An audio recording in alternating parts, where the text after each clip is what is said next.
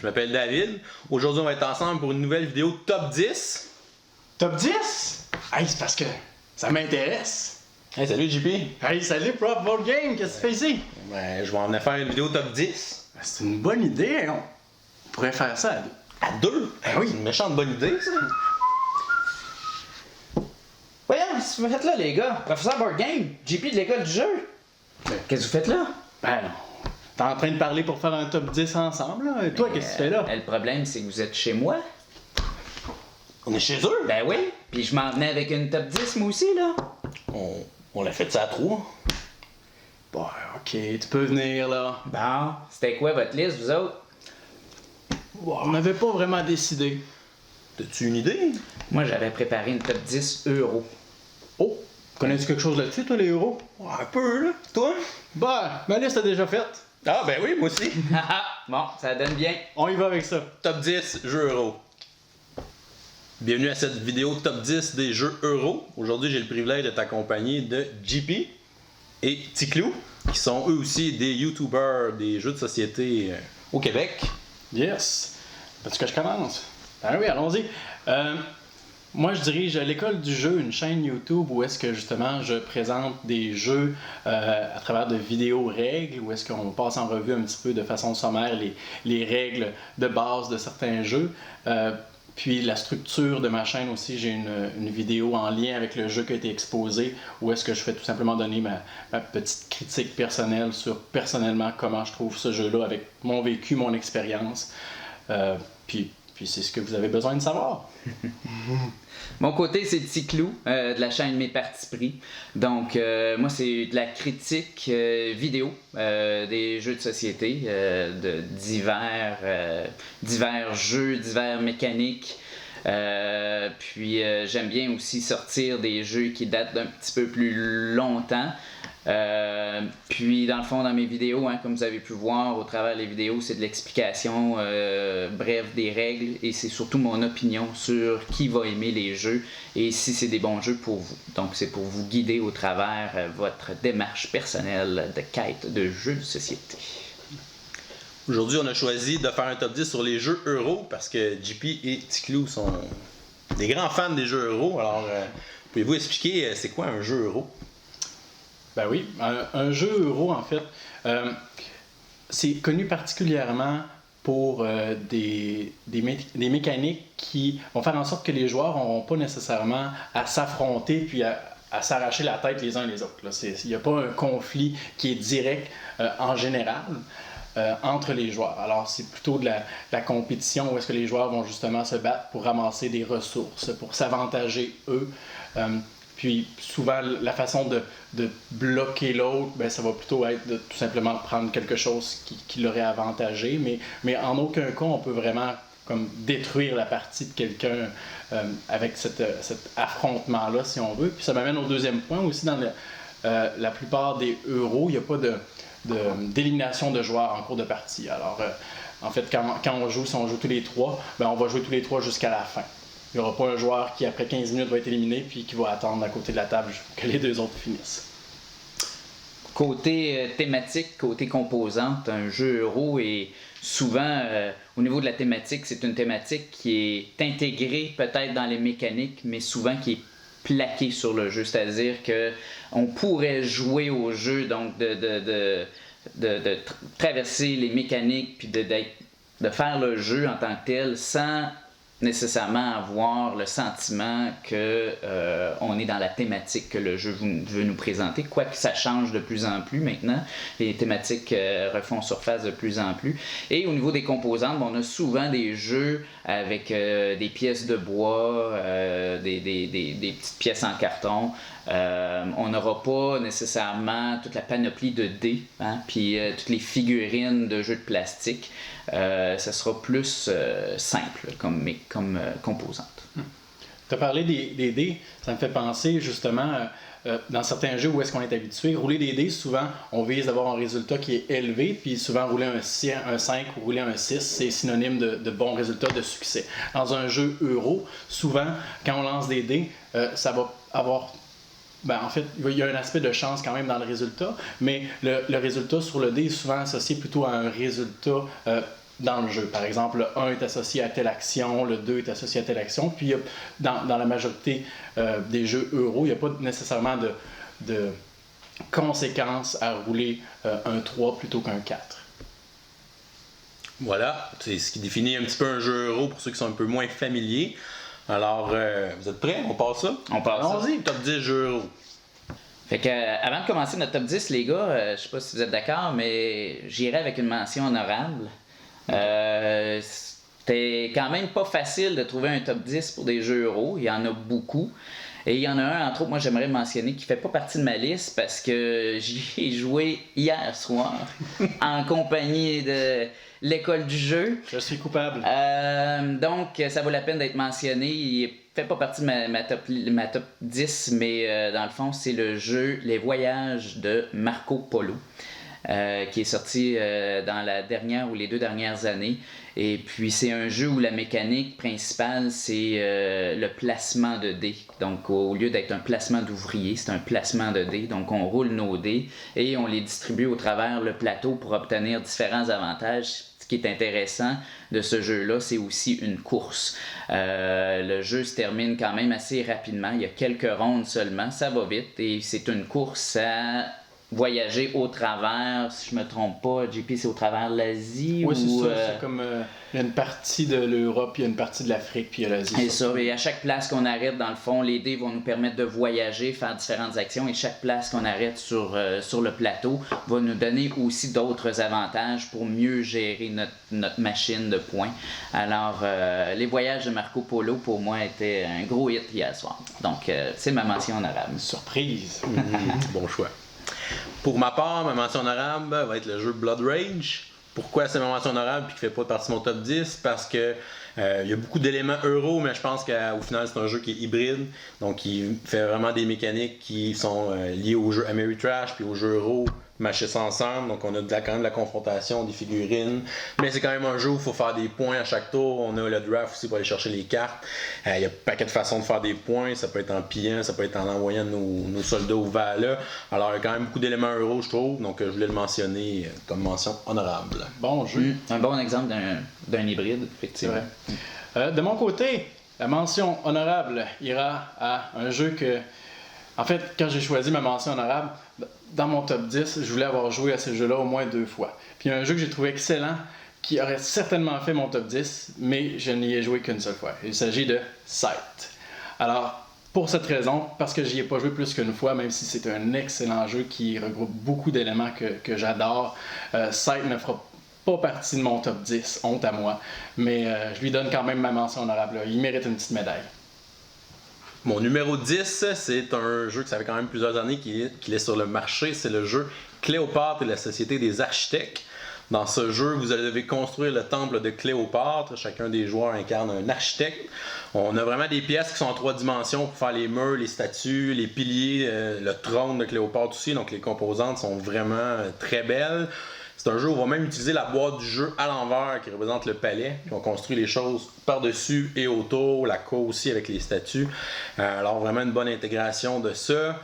Côté mécanique, c'est un jeu où on va avoir des cartes en main. On va devoir aller acheter des cartes. Donc on a une espèce de recrutement de cartes, des cartes qui sont sur la table. Il y en a qui sont cachées, il y en a qui sont face ouverte. On peut les acheter. On va jouer les cartes pour se donner des ressources et essayer de bâtir les différents éléments du palais de Cléopâtre. Par contre, on va avoir certaines cartes qui vont être des personnages qui sont corrompus. Donc quand on va faire appel à eux, ils vont nous donner plus de ressources, mais vont nous donner des points de corruption qu'on va placer dans une petite pyramide cachée. À la fin de la partie, on va révéler le nombre de points de corruption des pyramides des joueurs et le joueur qui est le plus corrompu sera éliminé. Alors même si c'est lui qui a le plus de points à la fin de la partie, il ne peut pas gagner parce qu'il était trop corrompu. Ah. Alors c'était mon numéro 10, Cléopâtre et la Société des Architectes. Intéressant, je ne connaissais pas celui-là. Moi, j'ai toujours voulu le jouer. Je sais que ça faisait quand même quelques années qu'il est là. La seule chose qui limite de rentrer dans ma collection, c'est que c'est un jeu qui commence, je pense, à partir de 3 joueurs et plus. Mais j'ai toujours été intéressé. De mon côté, 10e position. Un jeu, je ne sais pas si vous avez eu la chance d'y jouer, Shakespeare.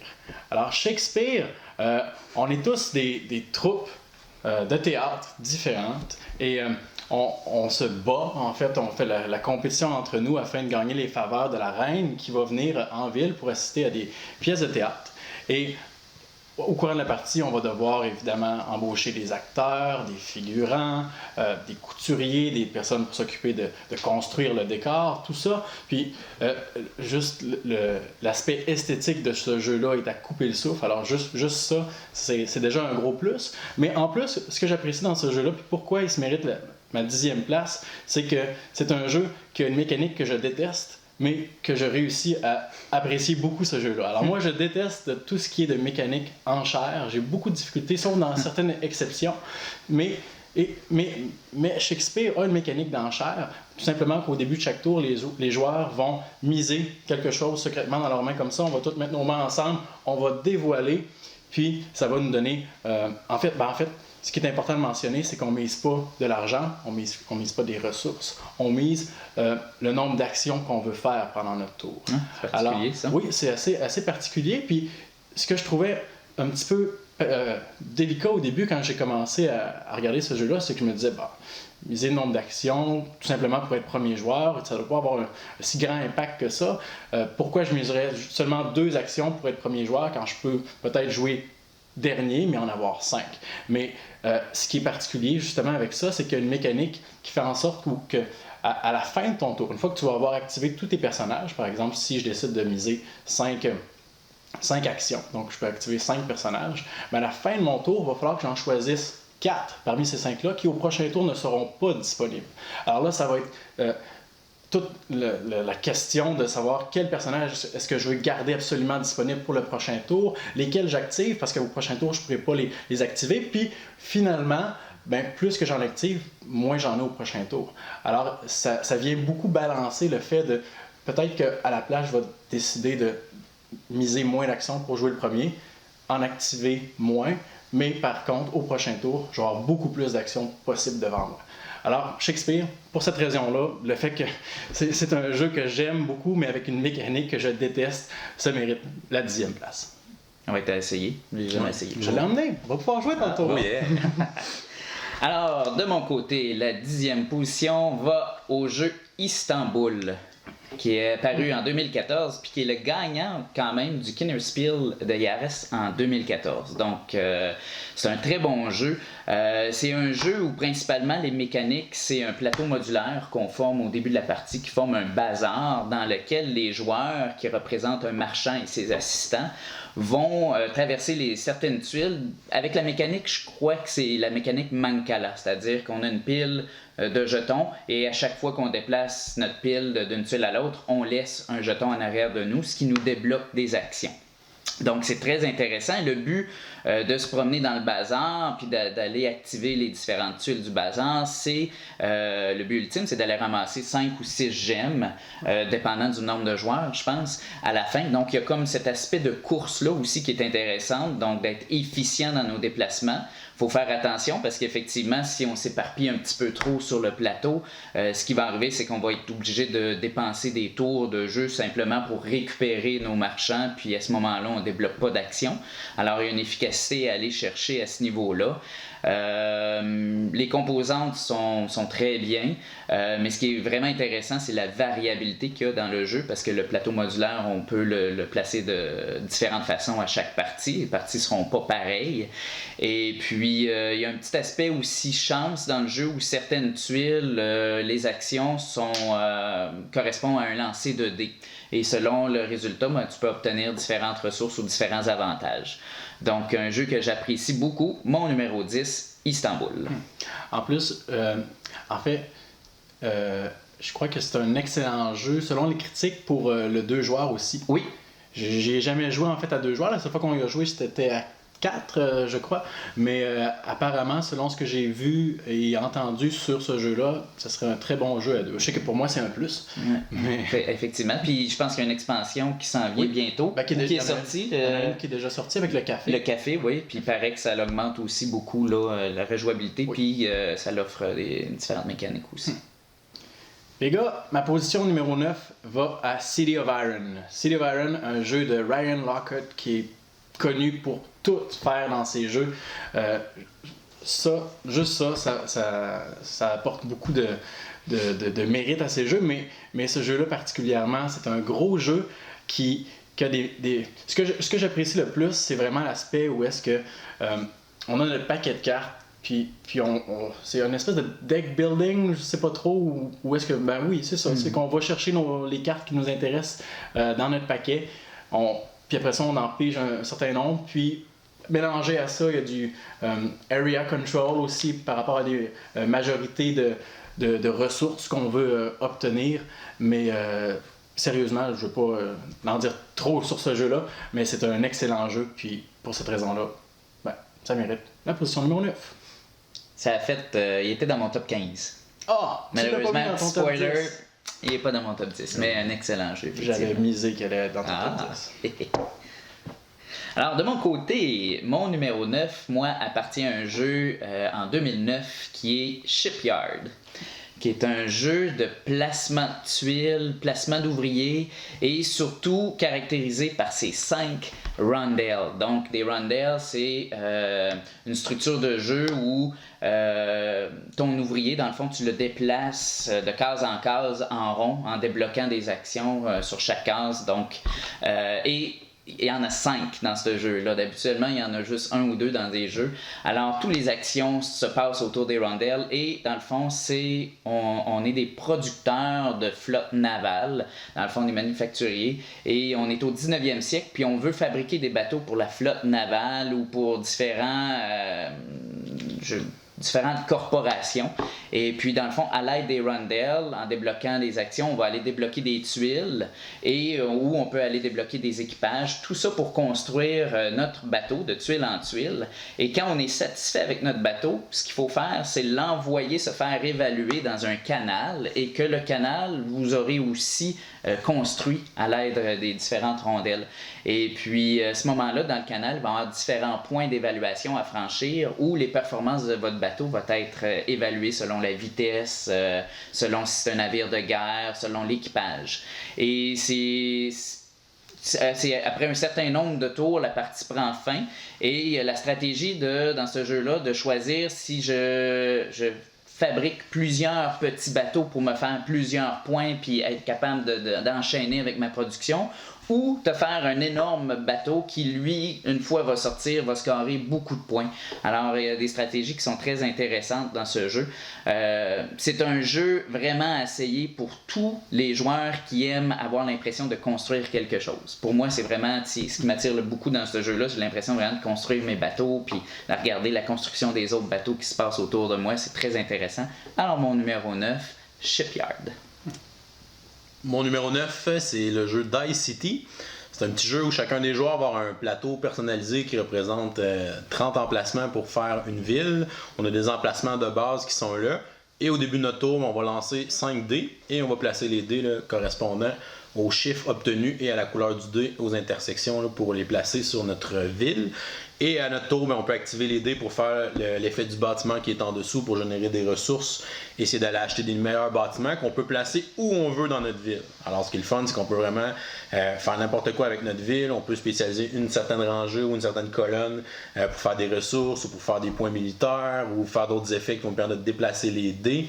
Donc on a une partie de chance avec les dés quand on les lance au début du tour, mais on a beaucoup de bâtiments qui nous permettent de les déplacer ou on peut sacrifier d'autres dés pour les déplacer aussi.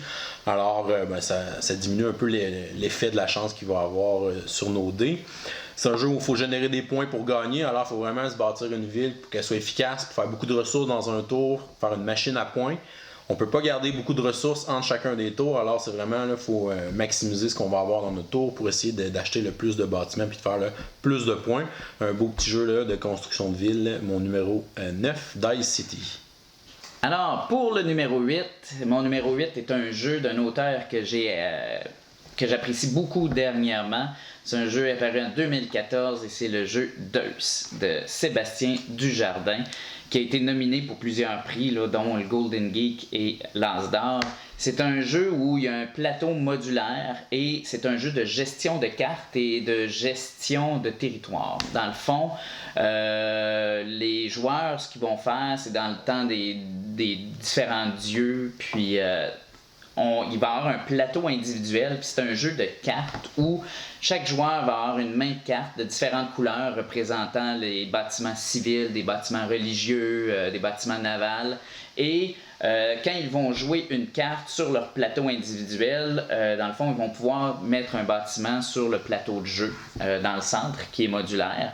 Et puis, de cette façon-là, à chaque fois qu'une carte va être jouée sur le plateau individuel d'une personne, et c'est ça qui est intéressant, c'est que ça va activer toutes les autres cartes qui ont été jouées antérieurement. Donc, si je plaçais une carte navale et puis que j'en avais déjà placé 4 autres avant, ça va tout activer mes autres cartes que j'avais fait avant. Et chaque carte représente une action. Donc, c'est là que ça devient très intéressant. C'est la possibilité de combo qu'on peut faire dans ce jeu-là. Chaque partie va être très différente, beaucoup de rejouabilité, de variabilité dans le jeu. Et puis aussi, la partie va prendre fin parce qu'on a la possibilité aussi de construire des temples, et la partie va prendre fin quand il y aura un certain nombre de temples qui va être construit. Donc il y a aussi cet aspect-là de course à faire. Il y a un aspect militaire dans le jeu aussi à gérer. Donc c'est un jeu qui est très facile à comprendre, très facile à jouer. Les parties sont rapides et avec une grande possibilité, comme je disais, de combos et de façon de faire des points et de gagner. Alors mon numéro 9, Deus. Question? En fait, c'est pas une question, c'est un shotgun. Oui. Je veux l'essayer à un moment donné, ce jeu-là. Ah oui, j'ai vraiment apprécié ce jeu-là. Mon numéro 8, c'est le jeu Five Tribe. Tu l'as pas mis en position numéro 5? Non, je sais. J'ai pas assez joué pour ça. J'ai seulement joué une fois, mais même si j'ai joué une fois, c'est un jeu que j'ai adoré. C'est un jeu qui est très ingénieux, faut penser vraiment à ce qu'on veut faire à chacun de nos tours. Puis même si on pense d'avance à ce qu'on veut faire notre tour de jeu, ben ça se peut que l'autre joueur joue avant nous puis il scrape totalement ce qu'on veut faire. Dans le fond, on a un plateau qui est fait avec des tuiles, et sur chacune des tuiles, on va placer au début de la partie des petits meeples de différentes couleurs. On a 5 couleurs de meeples, de là le Five Tribe. Et chaque meeple va avoir une habilité différente quand on va les activer. Et à notre tour, c'est qu'on va prendre les meeples d'une tuile et on va les déplacer pour faire un chemin et terminer la course, si on veut, en plaçant un meeple d'une couleur sur une autre tuile. Et on va activer le pouvoir du meeple de cette couleur-là. Ça a l'air compliqué à expliquer comme ça, mais c'est vraiment un jeu, je pense, qu'il faut jouer pour mieux comprendre. C'est un petit peu dur à visualiser. C'est la mécanique Mancala encore là. Effectivement. Donc, c'est un jeu qui a un paquet de façons de faire des points. On peut acheter des cartes au marché pour faire des collections d'ensemble. On peut acheter les djinns qui vont nous donner des pouvoirs spéciaux. Donc, un paquet de choses qu'on peut faire. Donc, vraiment le fun. Chaque partie va être différente. Le placement est vraiment différent d'une partie à une autre avec les différents meeples. Donc, vraiment un jeu là, très le fun. Le jeu Five Tribe, mon numéro 8. Un excellent jeu. Moi, ce que j'apprécie dans ce jeu-là, c'est vraiment, comme tu disais, l'aspect tactique, où est-ce qu'on choisit qu'est-ce qui est le plus avantageux pour nous à ce moment-là dans la partie, mais il y a une panoplie de choix incroyables. Ça peut être d'aller assassiner tel membre de tribu, d'aller activer telle tuile, d'aller recruter tel djinn, d'aller chercher telle ressource, de l'argent. Puis c'est un petit peu le double tranchant du jeu aussi. Je crois que ce jeu-là est très favorable à l'analyse paralytique, si on veut. Moi, je sais qu'il faut que je fasse attention avec qui j'y joue, parce que les joueurs qui sont plus enclins à paralyser devant trop d'options, ben, je sais que la partie va durer 3 heures, puis que je vais attendre comme ça sur le coin de la table jusqu'à temps que ça devienne à moi. Puis c'est un jeu aussi que justement, comme tu l'as dit, ça sert à rien de prévoir nécessairement à l'avance qu'est-ce que tu vas faire à ton tour.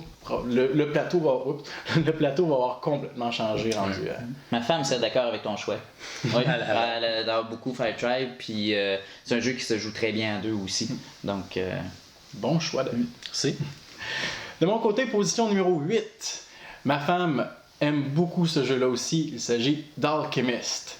Alchemist, moi, j'adore le thème de ce jeu-là. On est tous des alchimistes, débutants, novices. Puis, le but du jeu, c'est de gagner de la renommée, puis être l'alchimiste le plus influent, lui qui a le plus fait ses preuves au courant de la partie, et donc qui a le plus de points au final. Mais ça mélange des mécaniques de worker placement, donc de placement d'ouvriers, mais aussi de la déduction. Parce que, bon, on est des alchimistes novices, on veut faire des potions, Puis pour ça, il faut mélanger les ingrédients ensemble. Alors, mais qu'est-ce que tel ingrédient? Par exemple, des pattes de corbeau puis une grenouille vont faire ensemble. On ne le sait pas nécessairement à la base parce qu'on commence, on est tous sur le même étage, puis on ne sait pas. Alors, il faut faire des tests, il faut aller en forêt, il faut cueillir des ingrédients. Après ça, il faut les tester. Soit qu'on va les tester sur nos cobayes, sur les élèves de l'école. Alors, ça se peut que les potions aient des effets positifs. Ça se peut que les potions aient des effets négatifs. Alors, les cobayes vont peut-être être un petit peu moins contents. Et ça se peut aussi qu'on décide de prendre une chance puis de boire la potion nous-mêmes. Alors, ça se peut qu'on ait des effets positifs, mais ça se peut aussi qu'on boive une potion qui finalement l'effet était négatif. Alors ça se peut que je boive une potion de folie et que je décide d'aller courir tout nu dans la ville. C'est pas moi qui le dis, c'est le livret de règles. La potion de folie, ça fait en sorte qu'on court tout nu dans la ville et à cause de ça, on perd de la renommée. C'est ça pour vrai dans le livre. Oui, ce jeu-là déborde de thèmes, puis c'est drôle à jouer, puis je me suis surpris à rire en lisant le livret d'instruction. Puis l'aspect déduction est très bien amené dans le jeu parce qu'on essaie de déduire justement qu'est-ce que les ingrédients vont faire ensemble. On essaie de déterminer c'est quoi la composante. En fait, vous êtes des profs de sciences. Alors, peut-être que ça va t'intéresser. Mais on essaie de trouver la composante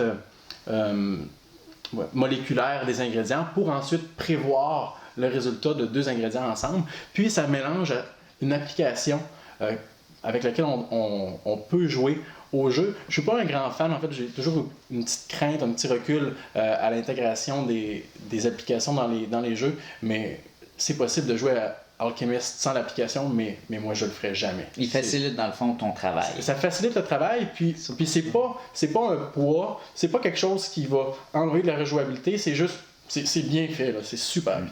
Alors, pour cette raison-là, moi, Alchemist, c'est sûr que je devais le mettre dans mon top 10. Faudrait que je l'essaye parce que les jeux de déduction, c'est des mécaniques que j'aime pas. Donc, faudrait vraiment que je l'essaye. Il y a beaucoup de personnes qui comparent l'aspect de déduction au sudoku, un petit peu. Ça ressemble un petit peu à ça là, en termes de logique, de déduction, mais je pense que tu serais peut-être surpris. Peut-être. Mon numéro 7 est un jeu qui a été mentionné par JP. Oh! C'est sa mention honorable, c'est le jeu Sight. En 7e. En 7e position. Le jeu Sight qui est très très récent. Je pense qu'il n'est même pas disponible en magasin. C'est vraiment juste ceux qui l'ont supporté sur Kickstarter qui l'ont reçu. Certaines boutiques en ligne. Ça commence tranquillement à sortir, donc c'est vraiment probablement le jeu le plus récent là, sur ma liste. C'est un jeu qui a un paquet de choses qui se passent. On a un gros plateau, on a des territoires, on a un héros qui se promène avec des petits ouvriers. On peut faire générer des ressources à nos ouvriers aussi. On a un petit plateau individualisé qui est vraiment bien fait, qui nous rappelle les actions qu'on peut faire, avec quelle force on peut les faire aussi. Tout est fait avec des symboles, donc très bien représenté, très facile à apprendre comme jeu, même s'il a l'air intimidant. À chaque fois qu'on va enlever un cube, qu'on fait une amélioration, on va le déplacer en bas, alors l'action du haut va devenir plus forte, puis l'action du bas va coûter moins cher. Alors c'est comme ça qu'on va gérer nos améliorations. C'est un jeu pour gagner, il faut faire des points. Donc les points de l'argent qui sont des points en fait. Ce qui est spécial, c'est qu'on a une échelle de réputation. Alors si on fait trop de gestes qui sont pas gentils, si on veut, notre réputation va descendre. Puis à la fin de la partie, nos étoiles vont marquer moins de points, nos territoires vont marquer moins de points. Plus notre réputation est haute, plus on va faire de points là, dans le jeu. Pour placer des étoiles dans le jeu, il y a encore un paquet de façons de le faire. Ça peut être en plaçant tous nos ouvriers, en plaçant tous nos petits robots sur le plateau. Ça peut être en remportant un combat. Même s'il y a de la confrontation dans le jeu-là, on dirait que le combat, pour moi, c'est vraiment juste une autre ressource. Parce qu'on a une échelle militaire. Puis dans le fond, on va miser un certain nombre de points quand on va combattre qui sont nos points militaires. Alors, moi, je vois ça plus comme une ressource que pour un combat. Là. Alors, c'est vraiment de la confrontation comme un jeu de guerre, si on veut. Alors, un paquet de façons de placer nos étoiles, un paquet de façons de jouer ce jeu-là, de faire les points, un paquet de choses à gérer, mais qui s'apprend très bien là, pour un jeu qui a l'air intimidant. Vraiment le fun, le jeu Sight, mon numéro 7. Ouais. Avec les composantes de Stone Meyer Game aussi. Solide. Tu te trompes pas. C'est un très bon choix. Ça coche. Hey, de mon côté, numéro 7, on va rester dans la même lignée un peu avec Stone Meyer Games. Oh. Viticulture. Viticulture, un jeu que Ticlou m'avait dit à l'avance, tu vas l'aimer ce jeu-là, tu avais raison. Un placement d'ouvrier, très très simple, facile à apprendre, facile à enseigner aussi à n'importe qui. Bref, le thème est bon aussi. On fabrique du vin, on a un petit vignoble, on a un gros plateau central où est-ce qu'on va mettre nos travailleurs, on va faire nos actions pendant printemps, été, automne, hiver. Et on a, chaque joueur a son petit plateau personnel, qui est, si on veut, notre vignoble. Puis ce que j'apprécie beaucoup de ce jeu-là, c'est qu'on peut... c'est quoi le mot en français? Customize, personnaliser. On peut personnaliser notre vignoble en décidant d'y construire, par exemple, un moulin. Alors, si je construis un moulin, bon, évidemment, il faudrait que je le paye, mais à partir de maintenant, ça me donnerait un avantage. Puis David pourrait avoir son petit plateau, son vignoble, puis décider que lui, bon, il ne construit pas le moulin à la place, il décide de construire un treillis pour faire pousser des raisins d'une différente sorte. Puis tout ça fait en sorte que, justement, il y a beaucoup de rejouabilité. Puis chaque partie que j'ai fait jusqu'à présent, j'essaie de miser sur une stratégie qui est différente. Puis je trouve qu'il y a justement là, beaucoup de chemin vers la victoire. Et ça fait en sorte que, justement, à chaque fois que j'y joue, j'ai l'impression de redécouvrir ce jeu-là, même si ça fait pas très longtemps que j'y joue. Alors, pour ces raisons-là, moi, c'est ma position numéro 7.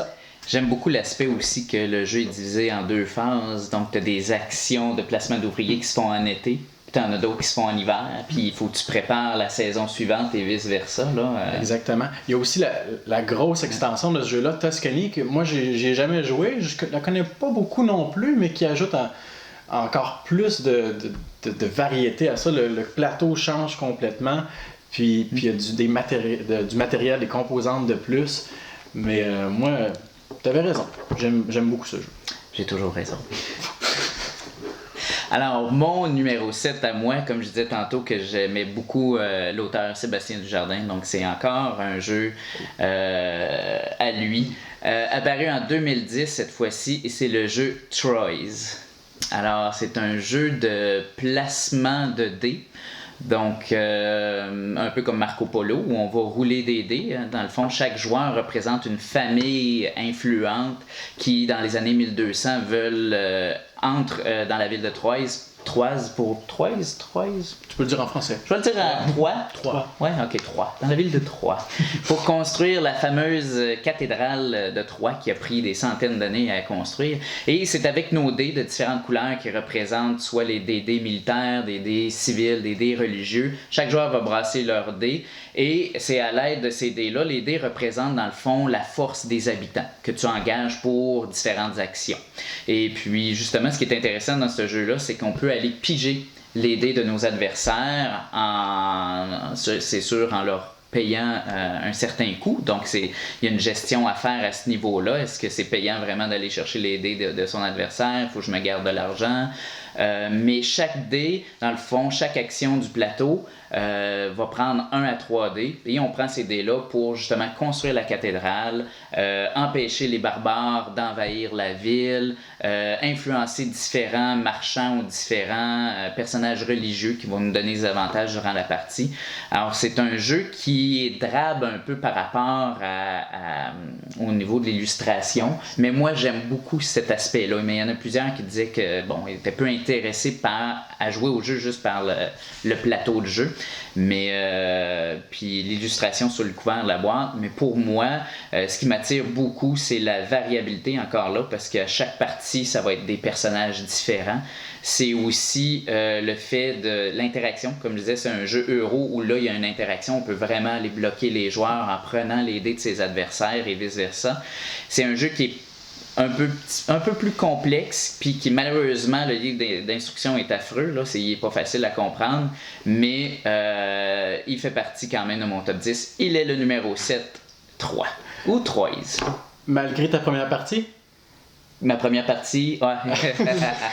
On va couper ça au montage. Ouais, malgré le fait que je me suis fait ramasser à ma première partie, c'est un jeu qui, le soir, j'arrêtais pas de penser à comment je pouvais performer mieux à la prochaine partie. Puis pour moi, des jeux comme ça là, qui me hantent, puis que je veux m'améliorer à chaque partie, pas nécessairement battre les autres, mais améliorer mon propre score, puis comment être plus efficace avec le plateau de jeu.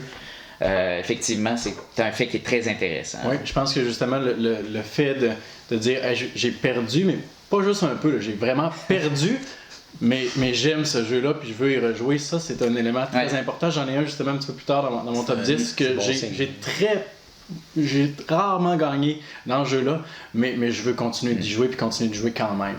Comme David disait, c'est un bon signe. Mon numéro 6, un jeu qui a été mentionné par Stéphane en mention honorable.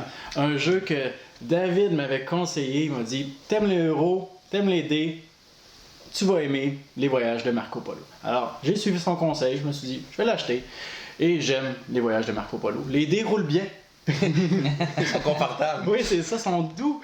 Mais comme Stéphane disait tantôt, c'est un jeu que on peut faire une panoplie de choses, puis c'est à faire un petit peu attention aussi parce qu'il y a différentes façons de faire des points, mais si on tire dans toutes les directions, c'est impossible qu'en fin de partie, on réussisse à représenter une menace pour qui que ce soit. Un peu mon genre, ça. Hein? Un peu ton genre, ça t'arrive de faire ça.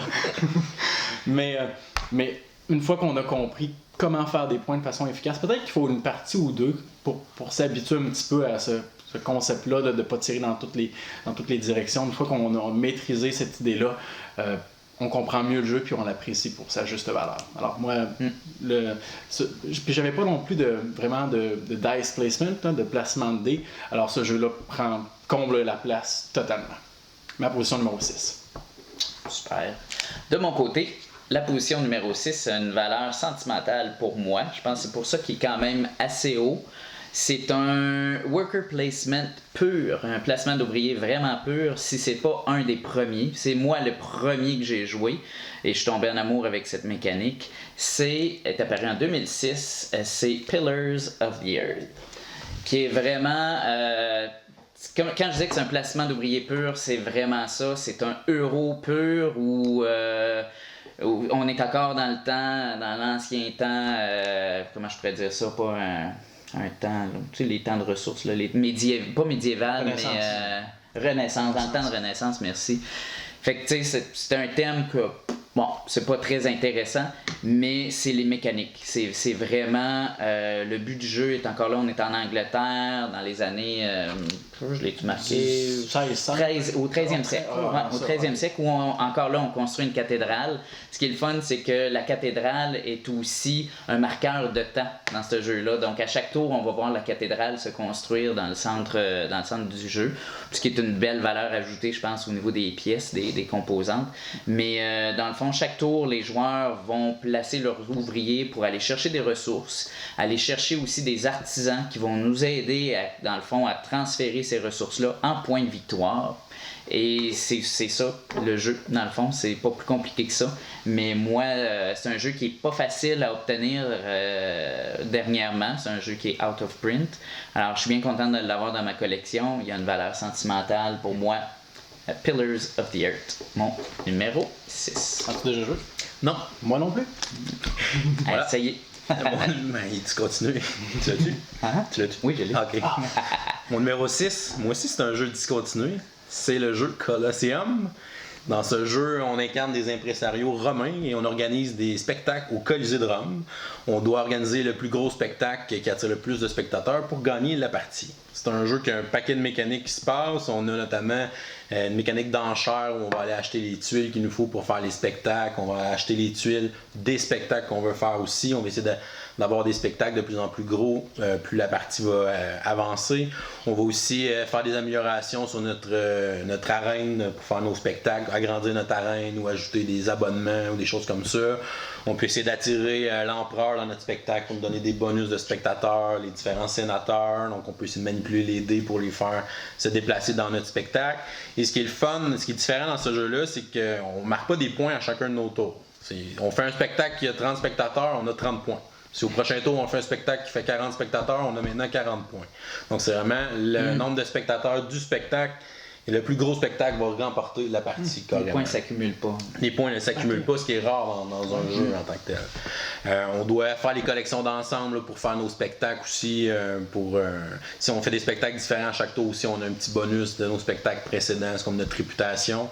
Alors, un paquet de choses qui se passent dans ce jeu-là qui sont le fun. C'est un jeu euro, mais la thématique, je trouve qu'elle est bien représentée comparativement à beaucoup de jeux euro. Donc, On sent vraiment qu'on est en train de faire des spectacles à Rome, vraiment bien fait pour ça, qui nous amène la thématique. C'est un jeu de Days of Wonder, pas besoin de vous dire que les composantes sont encore une fois très très belles dans le jeu. Il est discontinué présentement, mais on va voir une deuxième édition là, bientôt, dans les prochains mois, qui est venue d'une campagne sur Kickstarter, une autre compagnie, je ne sais plus quelle compagnie qui va refaire la deuxième édition par contre. Je sais pas non plus. Alors, c'était le jeu Colosseum au numéro 6. Très bon choix. Alors, on est rendu au numéro 5. Déjà. Déjà la moitié de notre liste, c'est qu'on rentre dans les gros canons. Mon premier gros canon, le numéro 5, un jeu apparu en 2007. Est-ce que ça commence par un F? Ah non, tu l'as pas. C'est Tribune Primus Inter Pares.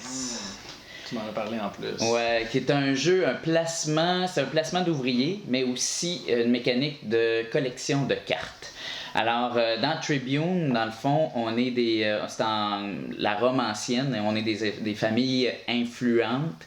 Et dans le fond, ce qu'il faut faire, c'est, avec nos supporters, c'est prendre le contrôle de différentes factions. Donc, les différentes factions sont représentées dans ce jeu-là par des cartes de différentes couleurs qui sont placées sur le plateau de jeu. Et quand on déplace un de nos supporters pour faire le placement d'ouvriers, on va chercher une des couleurs de cartes qui nous avantage le plus. Les cartes sont de couleurs, mais ils sont aussi cotées en chiffres, donc de 1 à 7, peu importe.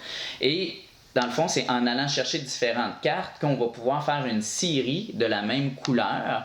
Et à ce moment-là, quand on dépose la série d'une couleur, on prend possession de cette faction-là et on a l'avantage associé tant aussi longtemps qu'on contrôle cette faction-là, c'est-à-dire tant aussi longtemps qu'il n'y a pas un autre joueur qui va mettre une série de cartes plus grande, donc avec plus de cartes, ou qui représente une plus grande valeur, donc des cartes de plus haute valeur.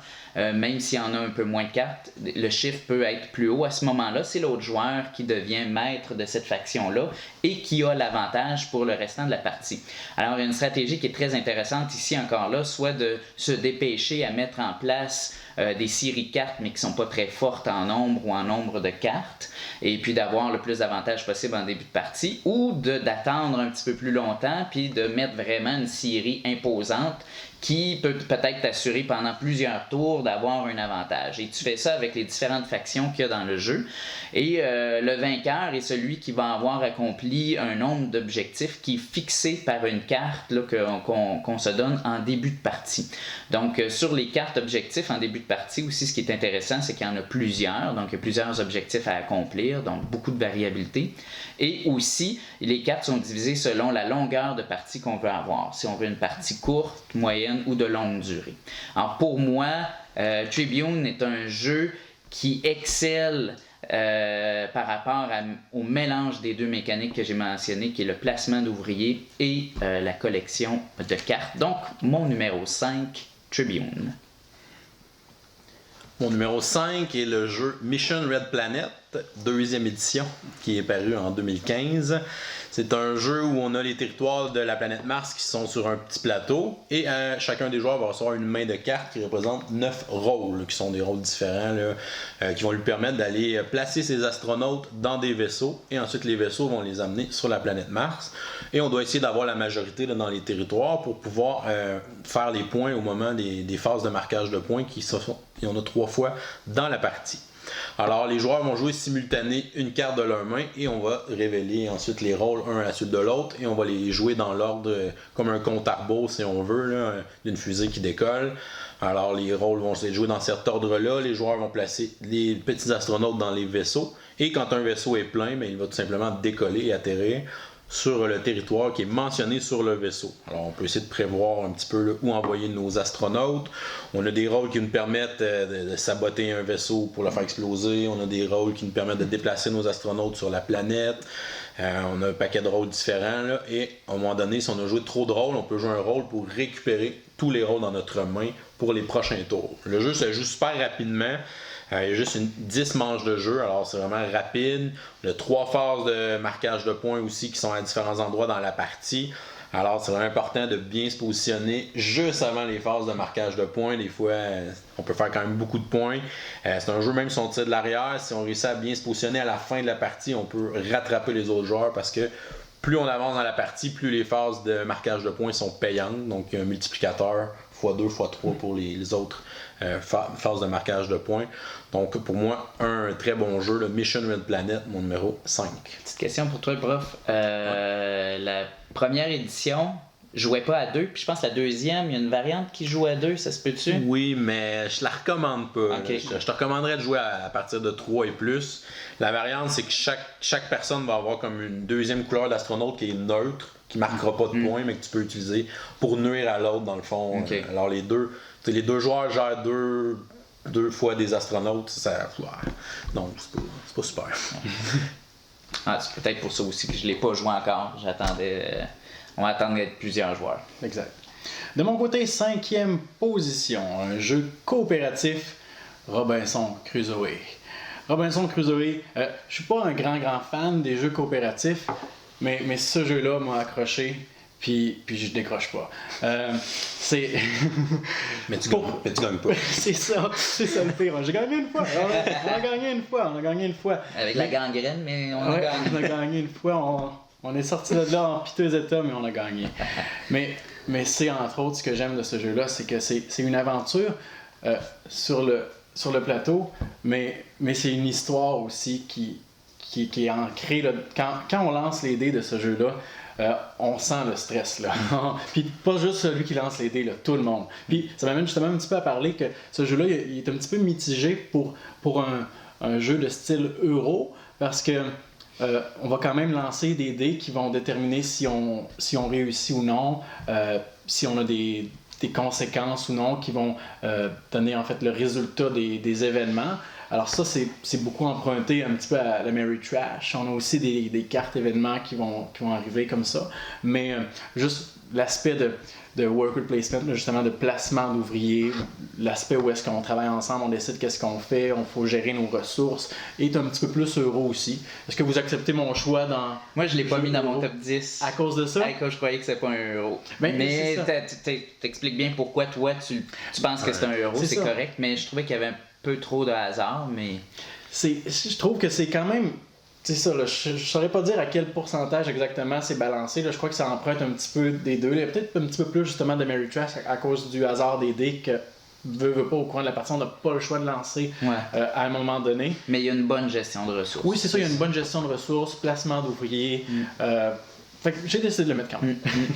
Puis, mais comme je disais, ce que j'apprécie beaucoup de ce jeu-là, c'est que on a une histoire qui avance, puis quand on va ressortir ce jeu-là, 2 mois plus tard, on va encore se souvenir de notre dernière partie, puis on va dire, te souviens-tu, la dernière fois, il s'était passé telle affaire, puis justement, tu mentionnes la gangrène, c'est resté.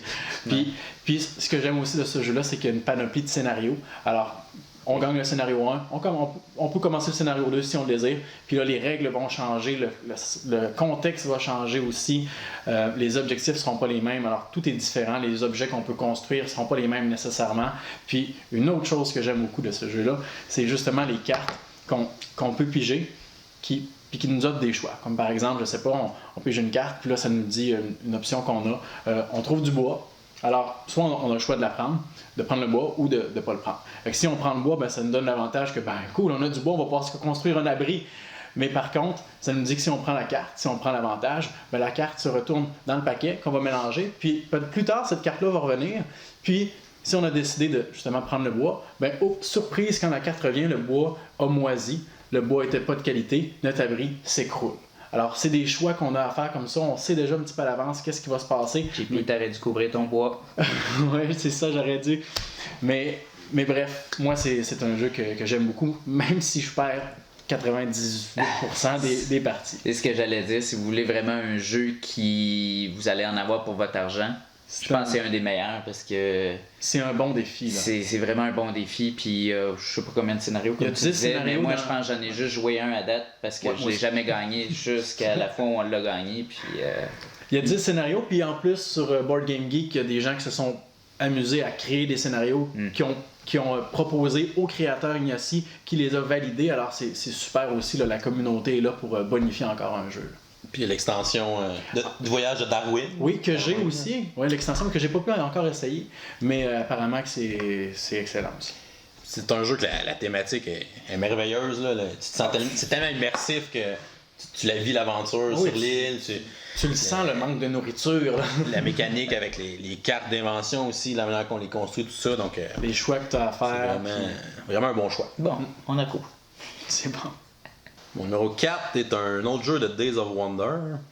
C'est le jeu Quadropolis. C'est le dernier jeu qui vient de sortir. Dans ce jeu-là, chaque joueur va avoir un plateau. Il va essayer de construire une ville avec différentes tuiles qu'on va aller recruter au centre de la table.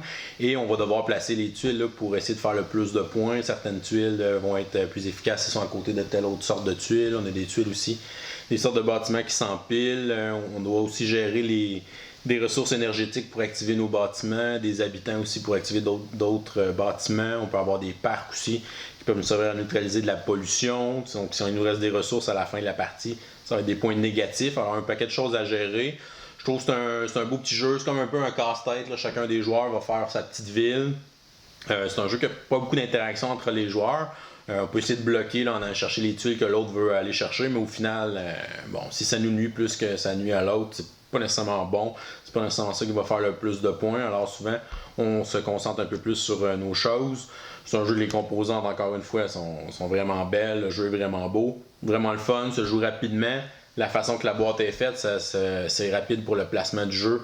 Donc les tuiles sont vraiment placées là, par tour de jeu. Tour numéro 1, on prend les tuiles numéro 1, on les mélange dans un sac, on les place. Tour numéro 2, on prend les tuiles numéro 2, etc.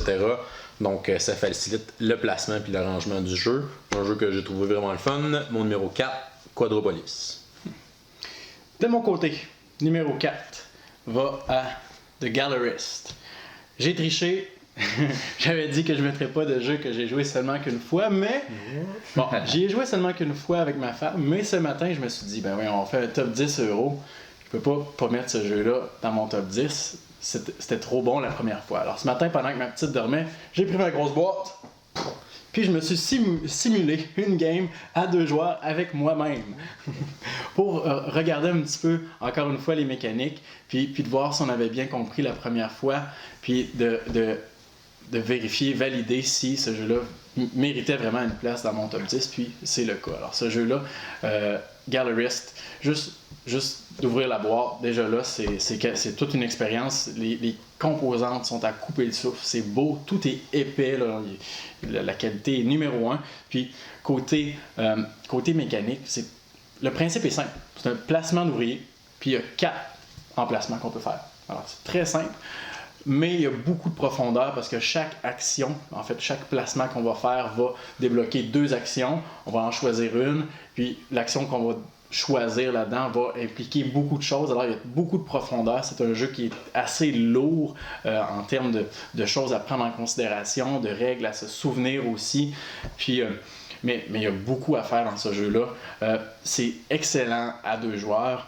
La vraie partie que j'ai faite avec ma femme, tous les deux, on a fini la partie très tard le soir en se disant on en rejoue une autre, pas ce soir, mais prochainement.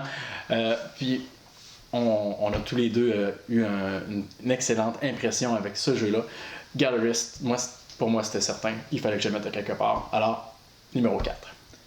Voudrez-vous réserver combien d'heures pour jouer à ça? Gallerist, j'ai été très surpris, c'est une bonne question. Je me disais, un gros jeu comme ça, ça doit être dans le même style que City of Iron, quand on avait joué la première fois, ça nous avait pris 2h30, une partie à 2 joueurs.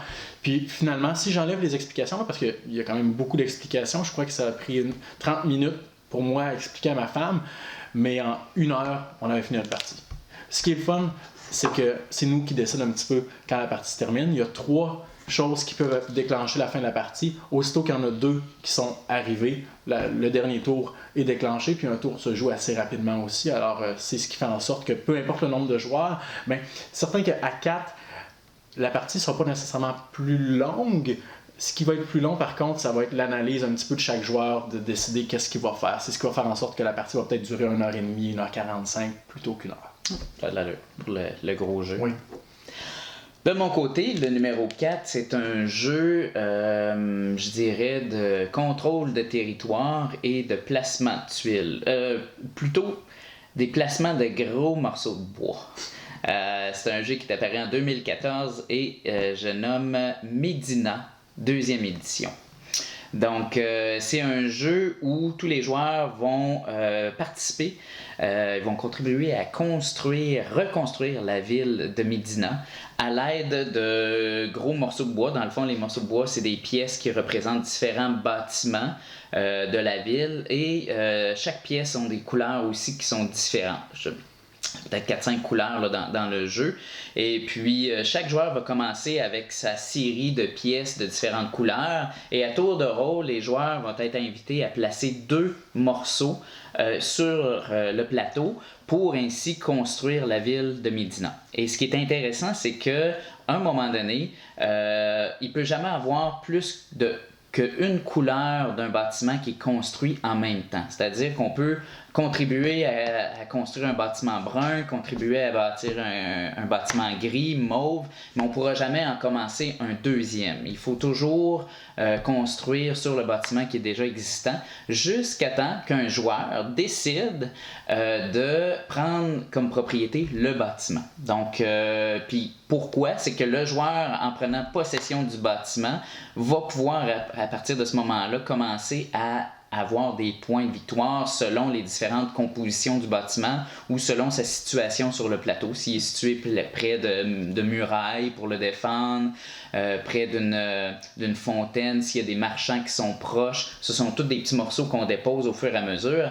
Mais la stratégie, encore là, c'est le fait de quand est-ce que je prends possession d'un bâtiment. Est-ce que j'attends qu'il grossisse puis qu'il grossisse, mais là il va être attrayant pour les autres joueurs, ou je le prends tout de suite en possession puis ça nous permet de construire un autre bâtiment de cette couleur-là, puisqu'une fois que tu as pris possession d'un bâtiment d'une couleur, là on peut recommencer à construire d'autres bâtiments de cette couleur-là. Et tu peux prendre possession, je pense, jusqu'à 3 ou 4 bâtiments durant la partie, et ce qui fait que ça va accumuler les points de victoire. C'est très très stratégique comme jeu, facile à comprendre, facile à jouer. Ce qui est intéressant, c'est qu'à 2 joueurs, il y a un côté du plateau qui est fait pour 2 joueurs, alors que l'autre côté du plateau est fait pour, je pense, 3, 4 et 5 joueurs, ou 4 joueurs, mais ça joue très bien à 2. Et puis, quand tu ouvres cette boîte-là qui est pesante, c'est juste... Wow! Au niveau des composantes, là, c'est génial. Puis quand la ville de Medina est construite à la fin, là, ça vaut la peine de prendre des photos. C'est vraiment très attrayant comme jeu. Alors, ça peut attirer toutes sortes de gens, justement, qui aiment construire et qui aiment avoir un visuel. Mon numéro 4, Medina, 2e édition. Numéro 3, ça sera pas une surprise pour mes 2 amis ici. Oh. Mombasa. Ouais, jeu d'Alexander Pfister. J'ai joué à Mombasa, j'ai joué à Isle of Skye, 2 jeux que je trouve excellents, qui sont très différents mais qui sont super bons. Mombasa, en fait, de quoi parle ce jeu-là? On est tous les représentants de grandes compagnies en Afrique et on veut exploiter les ressources qui sont là. Alors on veut établir nos comptoirs de traite, si on veut, nos comptoirs commerciaux sur le territoire pour gagner justement du capital. Au terme de la partie, l'entreprise, ou en fait le joueur, l'entrepreneur qui est le plus riche remporte la partie. Il y a beaucoup de choses dans ce jeu-là. Il y a des mécaniques de deck building, des mécaniques de majorité de area control, de territoire, majorité de territoire, mécanique de placement d'ouvriers aussi. Mais ce que j'apprécie le plus, c'est vraiment l'aspect de casse-tête de ce jeu-là, de prévision. Plus la partie avance, en fait, la partie commence au premier tour, tout le monde prend ça un petit peu relax, on essaie de prévoir un peu, mais on y va une carte à la fois, parce qu'on joue des cartes. Mais plus la partie avance, plus la tension là, devient palpable, puis moi j'aime voir la panique dans les yeux des joueurs quand ils se rendent compte que oh non, je serai pas capable de faire tout ce que j'ai prévu. Qu'est-ce que je vais faire avec les actions qui me restent? La partie approche, puis je serai pas capable de tout faire ça. Comment je vais réussir à m'en sortir? Alors tout cet aspect-là de casse-tête puis de prévision fait en sorte que ce jeu-là, pour moi, est excellent.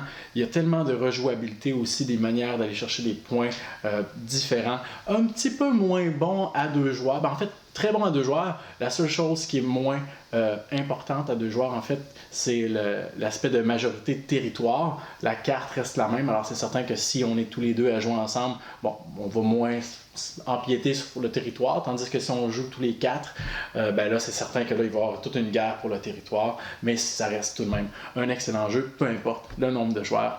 Mombasa, position numéro 3. C'est un très bon jeu. J'ai joué juste une fois Ouais. quand tu me l'as présenté. Puis à faire attention pour les joueurs comme moi qui tirent partout. Ouais. Fait que, tu sais, il était pas dans ma liste parce que pour l'avoir joué juste une fois, j'ai pas pu apprécier toutes les stratégies qu'il pouvait y avoir. Mais effectivement, c'est un très bon euro. Là. De mon côté, mon numéro 3 est de l'auteur Brandon Tibbetts, qui est apparu en 2012 et c'est Manhattan Project. Alors, Manhattan Project, qui est un placement d'ouvriers et aussi un jeu de collection de cartes, de piges de cartes, de collection de cartes. Dans Manhattan Project, dans le fond, les joueurs vont camper le rôle de leader de programmes d'armement nucléaire de différentes nations. Donc déjà là, on sait que ce ne sera pas une thématique pacifique et qu'il n'y aura pas peu d'interactions, mais bien au contraire, c'est un jeu hautement interactif entre les joueurs. Et puis, dans le fond, chaque joueur va devoir maximiser l'efficacité ou l'efficience de sa production d'infrastructures pour réussir justement à être les premiers à faire les bombes atomiques, puis à ce moment-là, à accumuler les points de victoire.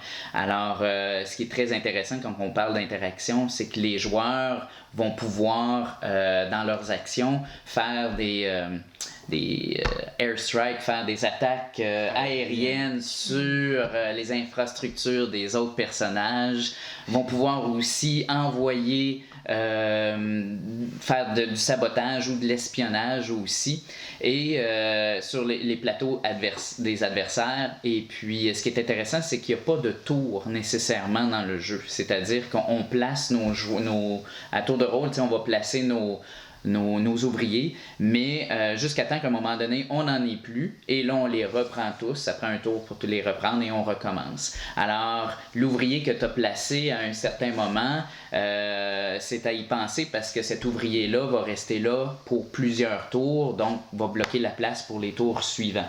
Alors, quand tu vas faire de l'espionnage sur un plateau adverse, puis que tu prends l'infrastructure d'une autre personne, parce que lui, son usine produit plus de... Je me souviens plus les matériaux pour produire la bombe, plus d'uranium ou de plutonium, tu viens de bloquer ton adversaire pour plusieurs tours parce que lui, il peut pas enlever ton pion jusqu'à temps que toi, tu l'enlèves. Alors, c'est très... Moi j'adore ce jeu-là parce que j'ai eu beaucoup d'histoires de ce jeu-là où moi, ma femme et même ma mère, ça a créé de la chicane, mais de la bonne chicane, là, tu sais... C'était vraiment que de bons souvenirs avec Manhattan Project, qui est mon numéro 3. C'est intéressant, ça sort du cadre d'un euro normal un peu à cause de l'interaction. En fait, de la thématique, je dirais que c'est effectivement très original comme thème euro, mais le jeu, c'est vraiment un placement d'ouvriers. À la base, c'est vraiment quand même un placement d'ouvriers, puis une gestion des ressources de plutonium, d'uranium, mais c'est le seul qui est autant interactif, effectivement, puis qui est tranche-gorge aussi. Ouais, tranche-gorge, in your face, puis que donc à pas jouer avec les joueurs qui veulent avoir le petit plateau, puis qui veulent pas être dérangés, puis qui veulent avoir la petite machine. Non, parce que je vais aller faire une attaque aérienne sur ton petit plateau. Chérie, on jouera pas à ce jeu-là, ok? Alors, Manhattan Project, mon numéro 3. Pour ma part, mon numéro 3 est le jeu Imperial Settler. C'est un jeu de construction de civilisation. On a le choix entre 4 peuples différents, donc les Égyptiens, les barbares, les Romains, Japonais. Et les Japonais, merci.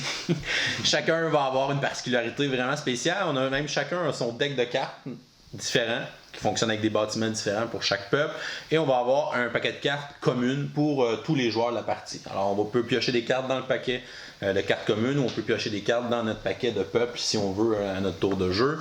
C'est un jeu où on construit notre village, on construit vraiment une machine là, qui va générer des ressources et des points. Donc c'est très euro comme mécanique de jeu. On peut pas garder de ressources à la fin de notre tour, sauf une sorte de ressource qui est différente pour chacun des peuples. Alors, il faut vraiment maximiser sa machine pour pouvoir dépenser le plus de ressources possible pour pas rien gaspiller. Puis essayer de faire des points aussi. On a des bâtiments là, qui servent justement à sacrifier des ressources pour générer des points. Le jeu se joue en 5 tours de jeu. C'est vraiment rapide. Faire attention à ne pas tomber en arrière. Il faut essayer de générer des points un petit peu là, à chacun des tours. Parce qu'on a beau se construire. Si on ne génère pas de points puis qu'on fait juste des ressources puis des bâtiments, les bâtiments valent des points, mais c'est pas tant la majorité de vos points à la fin de la partie. Là, c'est vraiment plus ceux que vous allez générer en fin de partie.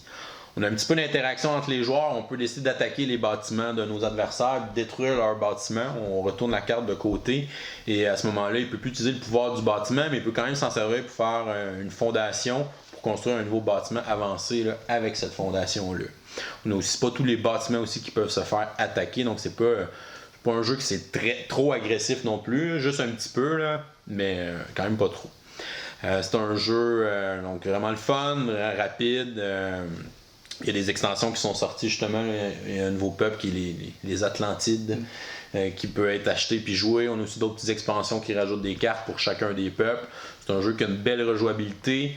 C'est un jeu qui est vraiment presque juste avec des cartes. Les cartes ont plusieurs utilités. Donc ça peut être un bâtiment qu'on construit dans notre ville, ça peut être une carte que je joue pour aller chercher les ressources qui sont dans le coin, ou ça peut être une carte que je vais venir glisser en dessous de mon plateau de jeu pour me donner une ressource à chacun des tours. Alors, plusieurs utilités avec les cartes, vraiment le fun. Mon numéro 3, Imperial Settler.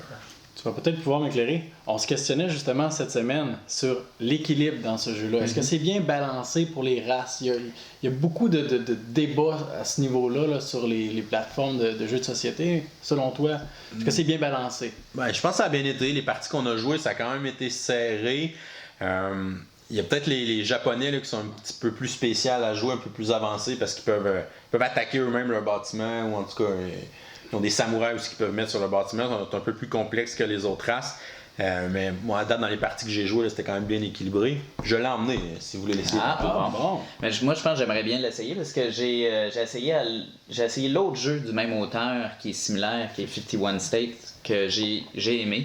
Et que ça serait effectivement un bel essai à faire. Bon. Alors, on est rendu au numéro 2. Si je vous dis, les gars, Stonemaier Games. Oh! Lequel jeu? Moi, j'imagine quelque chose comme gros. Quelque chose de récent. Là. Quelque chose de récent. Quelque chose de très récent, en effet. Avec des miniatures. Ouais, c'est le jeu Sight. Donc, un triple crossover. Donc, on avait choisi les trois, des positions différentes. Je l'ai joué peut-être plus de fois que mes camarades ici, donc il est plus haut dans mon top 10. Je répéterai pas ce qui a été dit, mais c'est un excellent engine builder, donc c'est-à-dire une machine à points, comme on disait. C'est un jeu aussi d'exploration, un jeu 4X qu'on appelle là, explorer. Et puis, bon, c'est en anglais les 4X là, mais exploiter, explorer. Moi, c'est Expand. Mais c'est vraiment plus de type euro ou, comme David disait, c'est plus la gestion de ressources. Accompagné au fait qu'on a des pouvoirs qui sont variables. Je veux dire, chaque faction va avoir des pouvoirs qui sont différents. Une gestion de ressources qui va être différente d'un joueur à l'autre aussi pour acheter tel robot ou mec. Moi, ça peut me prendre, mettons, 3 huiles, tandis qu'une autre faction, ça peut coûter un peu plus cher pour cette faction-là, mais l'autre faction va coûter moins cher pour mettre en place des bâtiments, alors que moi, ça va me coûter plus cher. Alors, il y a cette grande rejouabilité-là aussi qui existe, les pouvoirs variables qui est très intéressant. C'est vraiment un exercice cognitif qui est, je devrais dire, qui est satisfaisant. Quand tu joues à ça, là, c'est vraiment, là, tu sens que t'as donné ton maximum, t'as forcé du cerveau, t'as réfléchi à plein. Puis pour moi, là, ça, là, c'est très satisfaisant. Alors, Sight, avec son énorme plateau de jeu et ses composantes qui sont magnifiques, occupe la 2e place de mon top 10. Puis, on n'en a pas parlé en fait tantôt, mais Sight, ce que j'ai été surpris aussi, c'est que quand on a joué ensemble avec nos femmes, ma femme, tout de suite quand on a sorti le jeu, son commentaire c'était on s'embarque vraiment là-dedans, là, ça m'intéresse pas, puis c'est un jeu de guerre, c'est ça ne tentait pas. Puis au final, elle a apprécié parce qu'elle s'est rendue compte que justement, comme David disait tantôt, c'est pas un jeu de guerre, c'est vraiment plus un jeu de gestion. Puis où est-ce que, comme elle aime beaucoup gérer sa petite affaire, puis même si oui, il y a de l'interaction un peu, elle a totalement apprécié, puis moi aussi. Mais comme on dit, l'interaction est quasiment même pas obligatoire. Ça donne des objectifs, mais tu peux passer autre que se battre aussi pour accomplir certains objectifs. Alors, puis, on disait tantôt, c'est purement stratégique parce que même les combats, il n'y a aucun hasard puis aucune chance dans les combats puisque tu gères des cartes de combat. Donc, tu gères tes forces de combat que tu vas sacrifier pour un combat. Donc, tout est dans la stratégie pour Scythe. Puis la qualité, le plateau, les figurines, les plateaux de joueurs, c'est pour un Kickstarter en plus, wow! Ouais. C'est Du rabat. Vraiment solide. Chapeau. Moi, mon numéro 2, c'est un jeu qui s'appelle Lords of Waterdeep. Oh! Qui est un placement d'ouvriers vraiment classique. On y avait pas pensé. Qui est dans l'univers de Donjons Dragons. Bon, c'est sûr que c'est un univers que j'aime bien, mais non, on se le cachera pas, là, dans ce jeu-là, la thématique n'est pas vraiment présente. Là. Donc on place nos ouvriers pour aller rechercher des aventuriers, des cubes en fait, qui vont nous permettre de faire des quêtes et de marquer des points. On a aussi, ce qui est vraiment le fun, c'est qu'on peut ajouter des emplacements au plateau. Donc on peut construire des nouveaux bâtiments pendant le jeu qui vont débloquer de nouvelles actions disponibles pour n'importe qui. Si les autres joueurs vont sur nos bâtiments à nous, ça va nous donner un petit bonus à chaque fois qu'ils vont l'utiliser. Alors, ça peut être bon de le faire en début de partie. C'est un jeu qui joue quand même rapidement. C'est un jeu aussi où on a des cartes qu'on peut jouer, des cartes d'intrigue. Pour les jouer, il faut aller placer un ouvrier dans le port pour pouvoir jouer une carte. Donc, les cartes peuvent nous donner des ressources ou peuvent nous permettre d'obliger une quête à un autre joueur pour le bloquer un tout petit peu ou voler des ressources à quelqu'un. Donc, un petit peu d'interaction qui se fait à ce niveau-là. Par contre, tous les ouvriers qui sont dans le port à la fin du tour vont être réassignés ailleurs. Cet ouvrier-là me permet de faire deux choses. Il va me permettre de jouer une carte et va me permettre de faire une action aussi à la fin du tour. La seule affaire, c'est qu'il y a un petit peu moins d'emplacements disponibles à la fin, mais si c'est pas important pour moi, la priorité de ce que je vais aller chercher pour le moment, ça peut être bon d'aller jouer les différentes cartes. Bon, alors on peut aller chercher des quêtes, aller chercher les ressources de l'or, donc différentes choses pour pouvoir arriver à nos objectifs de quête. Et chaque joueur va avoir un personnage qui va être caché avec un objectif caché à la fin de la partie. Telle sorte de quête va lui donner des bonus là, en fin de partie. C'est sûr qu'à un moment donné, ça devient évident. Un joueur va juste faire la même couleur de quête parce que c'est cette couleur-là qui va lui donner des bonus. Là. Mais bon, les autres joueurs peuvent essayer de le bloquer à ce moment-là pour essayer qu'il fasse moins de points à la fin. Donc vraiment un bon jeu de placement d'ouvriers, là, Lords of Waterdeep, mon numéro 2. Ah, tu joues à l'extension? Mais non, même pas. Ah. Ça a l'air que ça fait juste bonifier le jeu. Ouais, apparemment que ça le rend plus profond aussi, là. Moins gateway un peu. C'est ça, ça rajoute des points de corruption aussi un petit peu. Là. Tu peux aller chercher des endroits qui donnent plus de ressources, mais qui te donnent des points de corruption qui vont t'enlever des points éventuellement. Nous autres, on l'a apprécié beaucoup à deux. Je joue très bien à deux aussi. Puis, très bon choix. J'aime juste pas la boîte. Non, tu ne le revais pas à l'envers. C'est ça. Ah, c'est ça. Ouais. Mais le reste, c'est génial, effectivement. De mon côté, on parle de boîte. Moi, c'est une grosse boîte. Il s'agit de Caverna. Caverna, un jeu de gestion de ressources de Uwe Rosenberg, qui est connu pour ses jeux qui ont beaucoup de profondeur, qui ont beaucoup de petites nuances dans les règles aussi, qui sont pas pour tout le monde, mais Caverna, ça a été blast pour moi, là, ça a été un coup de cœur pour la première fois que j'y ai joué, puis toutes les fois qui ont suivi ensuite, où est-ce que les joueurs vont justement prendre le rôle de c'est quoi, c'est des nains? Je pense que oui, c'est des nains, je crois, des nains. Creuses, on prend le rôle de nains montagne. qui habitent dans des cavernes. Donc, Caverna, c'est de là que ça vient. Hein. C'est fort, c'est fort. Puis après ça, on va juste gérer notre petit plateau, là, justement, qui représente une partie de notre caverne. Puis l'autre côté, c'est la forêt. Alors, on va pouvoir exploiter les ressources qui vont se trouver dans la forêt, autant, par exemple, les légumes que les animaux qui vont se trouver là. Puis dans notre caverne, on va tout simplement construire, aménager la caverne à notre goût en construisant des chambres ou des fours pour faire cuire justement la nourriture qu'on va aller chercher dans la forêt puis tout ça. Le principe est simple, c'est un placement d'ouvriers. On va tout simplement prendre nos mains puis on va les placer sur le plateau central aux emplacements qu'on veut, en fait les actions qu'on veut faire. Là où c'est plus compliqué, c'est qu'il y a vraiment une nuance.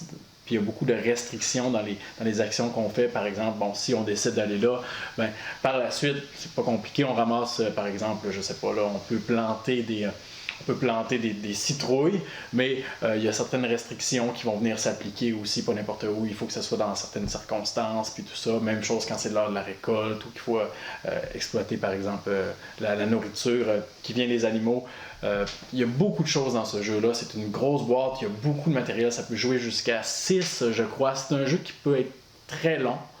30 minutes par joueur. Alors, moi, je ne jouerai jamais à ce jeu-là à 6. À 2, ça se joue très bien. Ça se joue assez rapidement pour un gros jeu aussi. Là, 1h15. Habituellement, ma conjointe et moi, on était capable de finir notre partie. Puis, tous les deux, on l'a beaucoup apprécié. Puis, on l'a usé, là, ce jeu-là. On l'a utilisé assez souvent, puis on l'apprécie à chaque fois. Y a-tu joué, toi, David? Non, mais j'ai joué à Agricola. T'as joué Ouais, je pensais pas que t'avais... Team Caverna! Ah. Team Caverna! Je pensais pas que t'avais joué, JP, à Caverna. À Caverna? Je pensais que c'était à Agricola que t'avais... Mais non, j'ai fait de la vidéo sur Ouais, Caverna. Ah oui, très bon vidéo. Non, mais est-ce qu'il est accessible, par exemple? Tu sais, on parle de grosseur de jeu, puis l'accessibilité, des fois ça fait peur, mais ta femme, il n'y a pas eu de problème à ce Première partie, elle a eu la même réaction que quand j'explique n'importe quel jeu. Fait que j'explique un jeu super simple, j'explique King of Tokyo la première fois. C'est aucun intérêt pratiquement. Puis finalement, elle aime ça. Fait que j'ai expliqué Caverna, puis même réaction aussi. Là. Mais il y a beaucoup de choses. Première partie, tu vas te rendre compte 3-4 tours plus tard que oh non, on a fait cette règle-là tout croche pour les 4 premiers tours. Qu'est-ce qu'on fait? Est-ce qu'on continue tout croche? Parce que là, ça va tout changer la partie ou on continue avec les bonnes règles. Ça prend peut-être une partie 2 même pour maîtriser le gros livret d'instructions de 26 pages avec les annexes et tout ça. Mais au final, une fois que, mettons, s'il y a un joueur qui maîtrise les règles, après ça, c'est facile. Tu fais juste dire, bon, ben, t'es certain que tu veux faire cette action-là parce qu'après ça, ça implique aussi telle chose. J'imagine que c'est intuitif. C'est très, très, très intuitif. Une fois qu'on est habitué, là, après, aussitôt qu'on a fait une partie qui était correcte avec les bonnes règles, après ça, ça l'a bien suivi, puis on n'avait jamais besoin de se référer aux règles. Après ça suivait bien, mais c'est un jeu qui peut faire peur, oui. Première partie. Ce que j'aime pas dans Agricola, c'est que c'est le genre de jeu qui pardonne pas. Ouais. Si tu fais une erreur, T'es fait, puis tu pourras pas rattraper. Puis souvent, le joueur qui a de l'expérience, ben, il le monte à quelqu'un, mais il va le planter. C'est ça. C'est un peu comme ça dans le Exactement. Non, parce que justement, Agricola était plus un gamer's game. Ouais. Caverna, sans être un gateway, est beaucoup plus accessible que Agricola. Va être beaucoup plus pardonnable. Dans Agricola, je crois que justement pour réussir à nourrir tes travailleurs, là, il faut que tu penses à ton affaire, c'est tout un casse-tête. Ouais. Dans Caverna, tu peux transformer tes ressources en nourriture un petit peu n'importe quand. Fait que ça pardonne beaucoup plus. Ça fait en sorte que justement c'est peut-être plus accessible pour certaines personnes que Agricola. C'est ça. Alors des nains qui mangent de la pierre, Caverna. Nous voilà maintenant au moment tant attendu. Le numéro 1. Donc pour moi, mon numéro 1 jeu euro est le jeu Voyage de Marco Polo. Félicitations! Yes! C'était le fun. Donc c'est moi qui te l'avais suggéré. C'est un jeu qui m'a vraiment fait triper. Comme vous avez dit, c'est un jeu de placement de dés. Les résultats des dés, dépendant où on va les placer sur les actions, vont influencer qu'est-ce qu'on va ramasser comme ressources. Ce que je trouve le fun, c'est que même si un joueur est allé faire une action, on peut aller, à la majorité des places, on peut aller par-dessus. C'est juste qu'on va payer une pénalité en or, mais on peut quand même aller faire l'action à ce moment-là.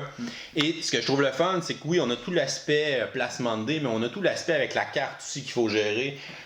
Faire déplacer notre explorateur, quel chemin je veux prendre, est-ce que je veux me concentrer sur mes objectifs ou je veux aller chercher telle ville qui va me donner un avantage qui est vraiment bon pour toute la partie, comme par exemple une tuile qui va me permettre ou une action qui va me permettre de me déplacer à moindre coût qui peut être vraiment fort, placer les comptoirs, donc il y a quand même beaucoup de choses qui se passent, vraiment le fun à jouer.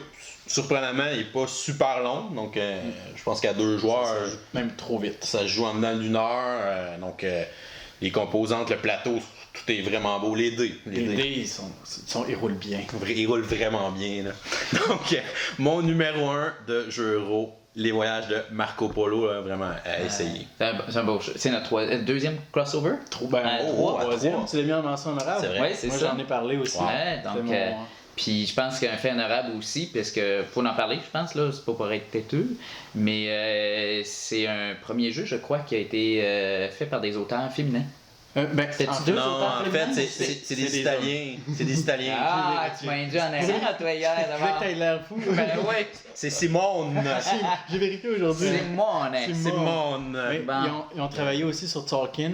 Moi, ça, c'est Simone. Tolkien puis Grand Austria Hotel. Ah, ok. Que je suis allé vérifier Bon, aujourd'hui. donc, on attend toujours une première auteur féminin dans notre top 10 euros. C'est ça sera pas Je aujourd'hui. lance l'invitation. Mais non, c'est ça, c'est un excellent jeu, effectivement. Puis, quand tu disais sur la carte, quand on se déplace pour aller chercher des bonus, chaque ville va avoir des bonus différents selon chaque partie, parce que c'est nous qui ajoutons les tuiles bonus au début de chaque partie. Donc, ce ne sera jamais le même trajet, les mêmes bonus. Puis moi, toutes les parties que j'ai jouées étaient vraiment serrées. Donc, tous les joueurs étaient dans la course. À chaque partie, ça s'est vraiment décidé par quelques points. Alors, c'est vraiment resté compétitif là, toutes les fois. C'était vraiment serré pour nous aussi jusqu'à la partie d'hier. Sauf une fois au chalet. C'est ça. Puis une autre chose à dire sur ce jeu-là, parce que c'est un excellent jeu, j'aime aussi beaucoup le fait que les personnages qu'on va avoir ont tous des pouvoirs qui sont super forts. On regarde les pouvoirs au début et on se dit, ben vraiment, c'est impossible que ça soit balancé, c'est beaucoup trop fort. Il y a un personnage qu'on aime, on n'a jamais pas besoin de lancer les dés, on peut prendre ce qu'on veut. Mais ils sont tous super forts. Ouais. Ça, c'est vraiment cool. Yes. De mon côté, position numéro 1, surprise pour tous. Orléans. Orléans, ça c'est mon jeu. C'est un jeu que j'avais de très grandes attentes sur ce jeu-là. J'avais beaucoup lu, j'avais beaucoup regardé sur ce jeu-là. Puis mes attentes ont été pleinement satisfaites. C'est un jeu backbuilding, la mécanique très originale qu'on retrouve dans quelques autres jeux, là, King's Pouch, puis Hyperborea aussi, où est-ce que on va tout simplement, au lieu d'avoir un deck building, un paquet de cartes qu'on se construit, qu'on améliore, ben on va aller chercher des personnages, des travailleurs qu'on va mettre dans un sac, puis au début de chaque tour, on va pouvoir piger un nombre déterminé de personnages, puis pendant notre tour, on va pouvoir effectuer des actions selon les personnages qu'on a. On va pouvoir les envoyer dans notre village, puis effectuer certaines actions. Le thème est quand même intéressant. Ben, en fait, il a été assez exploité. Là. On est dans le temps de la ville d'Orléans en France qui commence à prendre de l'expansion. Puis on doit justement essayer de répondre aux besoins qui sont là, puis de gagner de la renommée en faisant différentes choses, puis justement agrandir notre partie de village, si on veut. Il y a beaucoup de choses à gérer, les ressources, l'exploration sur la carte, la mise en place de comptoirs de traite. Nos personnages aussi qui vont pouvoir aller siéger au conseil de ville pour nous rapporter des points, nous rapporter de l'influence auprès des citoyens de la ville. C'est un jeu qu'à chaque fois qu'on joue, j'essaie encore une fois de miser sur une stratégie qui est différente. Il y a beaucoup de choses. On a un plateau individuel qui représente les actions qu'on peut faire, mais en cours de partie, on peut aller recruter, en fait pas recruter, mais tout simplement aller chercher des ajouts à notre plateau qui vont être uniques, qu'on va venir ajouter, puis qui vont donner des avantages que les autres joueurs n'auront pas nécessairement, mais il y a tellement de choses à faire dans ce jeu-là. À deux, très plaisant, très satisfaisant. J'y ai jamais joué à plus que deux. J'ai joué avec plusieurs personnes différentes à deux joueurs. J'adore à deux joueurs. Puis je suppose, pour connaître pas mal le jeu, là, après y avoir joué une quinzaine de parties, je vois un très bon potentiel pour le 4 joueurs. Le jeu a un bon scale, comment on pourrait traduire ça? Bref, il joue bien à 2, il joue probablement bien à 3 puis à 4. S'adapte bien. Oui, c'est ça, s'adapte bien rattrapé. Alors, c'était mon jeu, position numéro 1. Ça a l'air très intéressant. Moi, j'ai hâte d'y jouer. Je l'ai dans ma collection, puis j'ai pas joué encore. Puis chaque fois que tu m'en parles, je viens proche de le prendre. Puis je sais pas ce qui me retient, mais. Laisse-toi aller. Ouais, parce que. C'est de la tentation. Effectivement, ça a l'air d'être un très bon jeu. Une mécanique très originale. Moi aussi, ça fait longtemps que je le regarde. Je suis un gros fan des deck building. Alors, le feeling du back building, c'est sûr que je vais aimer ça. Vraiment hâte d'essayer aussi. Alors, de mon côté, mon numéro 1, je pense que vous ne savez pas ce que c'est. Je vais vous dire 2012. Oh, t'essaies de nous le faire deviner. Oui, je vais vous dire gagnant du Meeple's Choice en 2012, finaliste pour le Trick Tac d'or. Je vous dis les mécaniques dont on retrouve dans le jeu. Enchères, placement d'ouvriers, placement de tuiles, plateau modulaire, pick up and deliver, collection de tuiles mémoire. Alors, c'est une panoplie de mécaniques. Et quel autre jeu que Keyflower pour intégrer tous ces mécaniques ensemble. Alors, Keyflower, ça a été tout un coup de cœur. Je l'ai joué quelques fois et à chaque fois, c'est vraiment un coup de cœur. Dans Keyflower, dans le fond, les joueurs, ce qu'ils font, c'est qu'ils vont construire un village à l'aide de tuiles, puis le village va donner des ressources aux joueurs puis le joueur va servir de ces ressources-là justement pour augmenter l'efficacité de son village, donc pour upgrader les tuiles. Donc le côté upgradé de la tuile, le côté plus efficace de la tuile, et de l'autre côté, donc on vire la tuile, mais ça prend des ressources. Pour ce faire, les joueurs vont commencer avec des meeples au début de la partie. C'est des meeples de différentes couleurs. Donc, il y a plusieurs couleurs de meeples. Et dans le fond, ce qui est très original, c'est que au début, ça se joue en 4 années. Donc, c'est 4 années de 4 saisons. Et printemps, été et automne, dans le fond, il y a une enchère qui se fait au début de tuiles disponibles.